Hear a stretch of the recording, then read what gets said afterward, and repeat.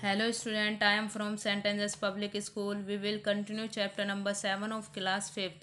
Today we will discuss some topic related to exercise 7.3. Topic 1, collinear point. Three or more points are said to be collinear if they are in a straight line. Point A, B and C are collinear point. तीन या तीन से ज़्यादा point अगर straight line में हो तो उन पॉइंट को हम कोलिनियर पॉइंट कहते हैं। जैसे ए, बी और सी कोलिनियर पॉइंट हैं। Topic 2, non collinear point. If three point don't lie on the same straight line, they are said to be non-collinear point. Point X, Y and Z are non-collinear point. अगर तीन point same straight line में नहीं आते तो वे non collinear point कहलाते हैं। जैसे x, Y और जेड ये तीन नॉन कोलिनियर पॉइंट हैं। Let's discuss about types of line. First, parallel line.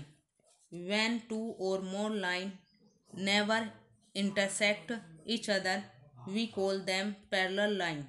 जब दो या दो से ज़्यादा लाइन एक दूसरे को कभी भी क्रॉस नहीं करती तो वे लाइन पैरेलल लाइन कहलाती हैं। Parallel line are always an equal distance apart. Parallel line में हमेशा हर जगह से सेम डिस्टेंस की दूरी होती है। The symbol used to show parallel line is, for example, AB and CD are two parallel lines. We write as AB is parallel to CD. Second, intersecting line. When two or more lines intersect each other at one point, we call the intersecting line. जब दो या ज़्यादा lines एक दूसरे को एक point पर काटती हैं तो वे लाइंस इंटरसेक्टिंग लाइन होती हैं।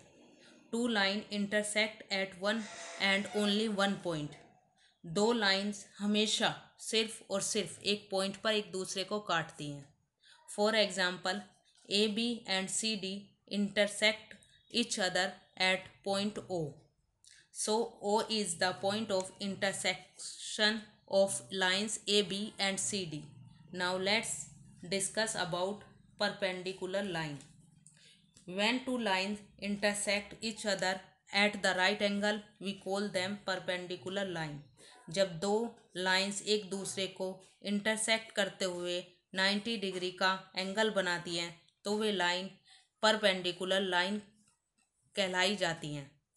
For example, in the figure O is the point of intersection of A B and C D. Also angle B O C is equal to 90 degree. So A B is perpendicular to C D. The symbol use to denote perpendicular line is, so A B is perpendicular to C D. We may write it as. Let's discuss question number 1, part D of exercise 7.3. In this question, a figure is given in which you have to identify parallel, intersecting and perpendicular lines. In this figure, AB is parallel to CD because they do not cross each other and are at same distance. AB is perpendicular to PQ and CD is perpendicular to PQ because they cut each other at 90 degree.